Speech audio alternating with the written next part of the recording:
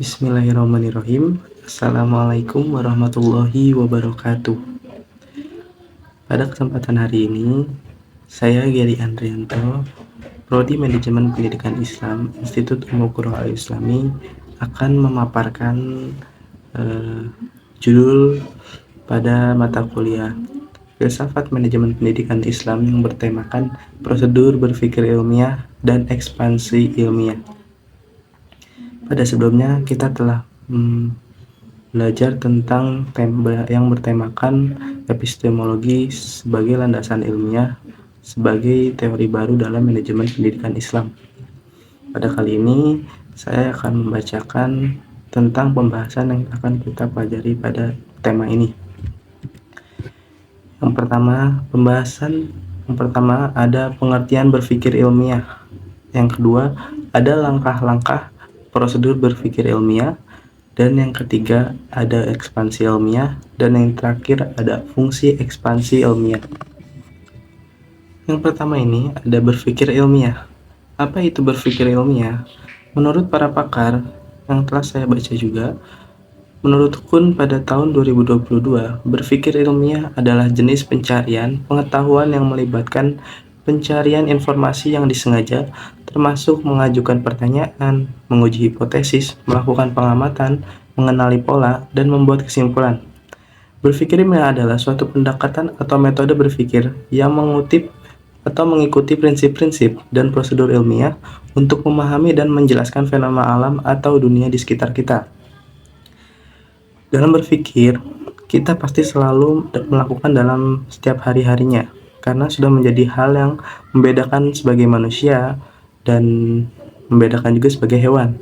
Kegiatan yang selalu kita lakukan dalam memecahkan suatu masalah itu harus menggunakan pikiran kita. Berpikir ialah mental yang menghasilkan pengetahuan. Karena jika ini dilakukan di dalam manajemen pendidikan Islam, pasti sesuatu hal yang harus dilakukan dengan cara berpikir ilmiah itu sangat penting. Pasalnya dalam konteks ini, pendidikanlah yang menjadi tujuan dan akan terus digunakan dalam hal perkembangan ilmu dari masa ke masanya.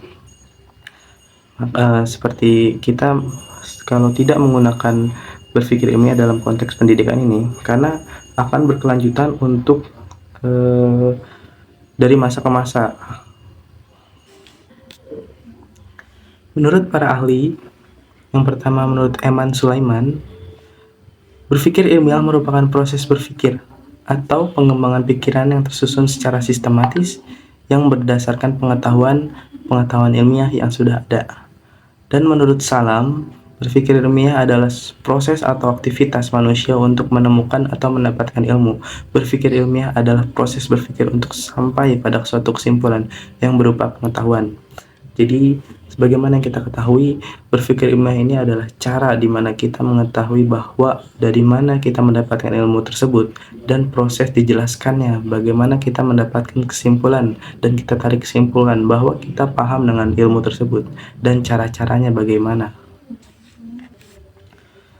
Karena dengan berpikir ilmiah ini sangat membantu untuk para pelaku atau untuk para pengasah ini mengembangkan dalam berpikirnya, apalagi dengan dilandaskan Al-Quran dan hadis dan sunnah. Lanjut pada materi yang kedua. Pada subbab yang kedua ini ada langkah-langkah prosedur berpikir ilmiah. Langkah-langkah prosedur berpikir ilmiah, yang pertama ada identifikasi masalah. Kenapa ada identifikasi masalah ini? Masalah yang ingin diselesaikan dalam konteks manajemen pendidikan Islam, misalnya masalah kurangnya partisipasi siswa dalam kegiatan ekstrakurikuler. Kita harus mengidentifikasi masalah dulu. Pada kegiatan ekstrakurikuler ini, kenapa minim siswa-siswa yang mengikuti dalam ekstrakurikuler ini? Kita harus mencari masalah tersebut dan harus tahu apa masalah yang ada dalam ekstrakurikuler tersebut. Yang kedua ada hipotesis. Nah, dalam permasalahan ini, siswa yang tidak mengikuti ekstrakurikuler ini, kita harus menggunakan hipotesis terlebih dahulu, dugaan. Seperti misalnya jika kita menggunakan kelas interaktif, mungkin siswa dan siswi yang ingin mengikuti ekstrakurikuler ini lebih banyak dan bisa mengikuti ekstrakurikuler selanjutnya. Yang ketiga ada pengumpulan data. Setelah kita menggunakan dugaan mengapa minim dalam ekstrakurikuler ini, kita menggunakan pengumpulan data seperti kita observasi, kita tanya bahkan beberapa para siswa kenapa tidak mengikuti pada ekstrakurikuler ini. Kita kumpulkan dengan sedikit demi sedikit untuk mengetahui alasannya kenapa tidak mengikuti pada kegiatan ekstrakurikuler ini.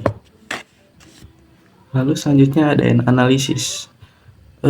Kita harus mengetahui bahwa dalam kegiatan yang kita duga tadi, seperti kita hanya menggunakan cara interaktif agar siswa-siswi ini bisa tertarik pada mengikuti kegiatan ekstrakurikuler ini. Kita analisis dan lalu selanjutnya ada evaluasi. Kita evaluasi bahwa dari dugaan yang tadi dan menggunakan cara yang kedua juga bisa menjadi daya tarik pada siswa-siswi untuk mengikuti kegiatan ekstrakurikuler ini. Dan yang terakhir, kesimpulan bahwasanya dalam hal yang tadi telah kita dari 1 sampai 5 dari identifikasi masalah, dari kita tidak tahu cara agar siswa-siswi ini mengikuti kegiatan ekstrakurikuler ini sampai menjadi daya tarik agar mereka ini bisa mengikuti kegiatan ekstrakurikuler ini. Prosedur berpikir ilmiah adalah suatu pendekatan sistematis untuk memecahkan masalah atau menjawab pertanyaan dengan menggunakan metode yang berdasarkan pada bukti-bukti empiris dan pemikiran rasional.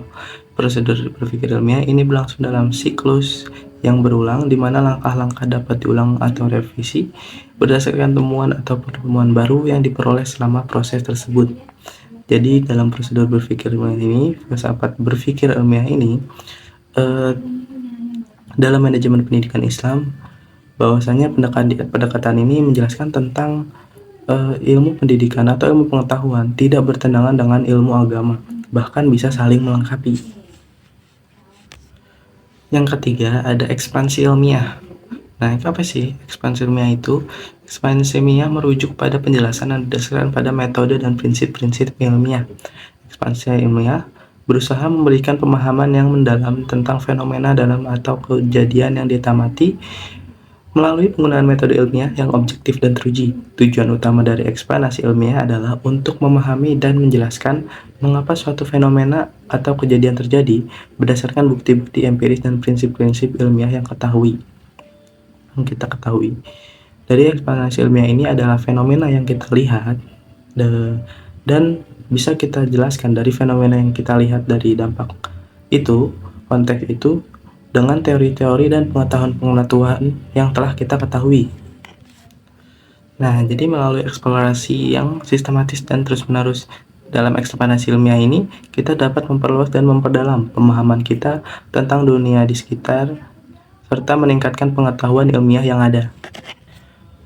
Menurut Isnaton dan Faradida, 2013 pada halaman 80 pada bukunya menyatakan teks eksplanasi adalah teks yang menjelaskan tentang proses terjadinya atau terbentuknya suatu fenomena alam atau sosial. Berdasarkan pemaparan tersebut, teks eksplanasi adalah teks yang menjelaskan tentang terjadinya suatu fenomena dari proses awal hingga akhir. Yang terakhir ada fungsi eksplanasi ilmiah. Kenapa harus ada eksplanasi ilmiah dan fungsinya untuk apa dalam pendidikan? Nah, eksplanasi dalam pendidikan berfungsi untuk yang pertama ada menguraikan konsep atau informasi. Nah, eksplanasi digunakan untuk menguraikan konsep-konsep yang kompleks atau informasi yang abstrak menjadi bentuk yang lebih sederhana dan mudah dipahami oleh siswa. Dengan memberikan penjelasan yang jelas dan terstruktur, siswa dapat memperoleh pemahaman yang lebih baik tentang materi pelajaran ini.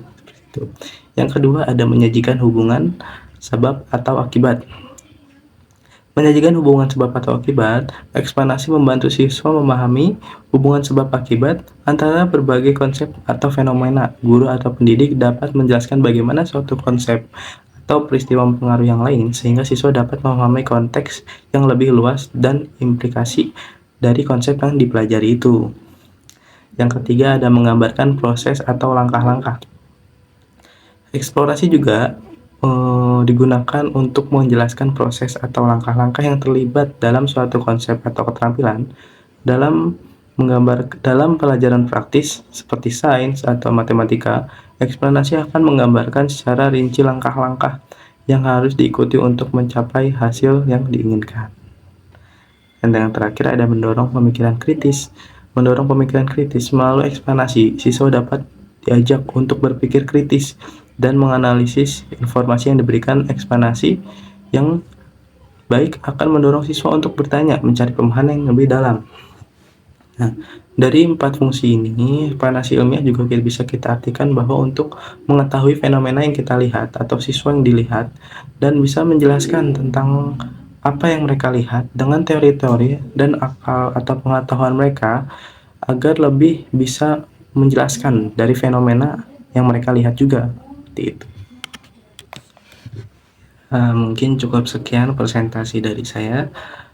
Sedikit banyaknya semoga bisa bermanfaat bagi kita.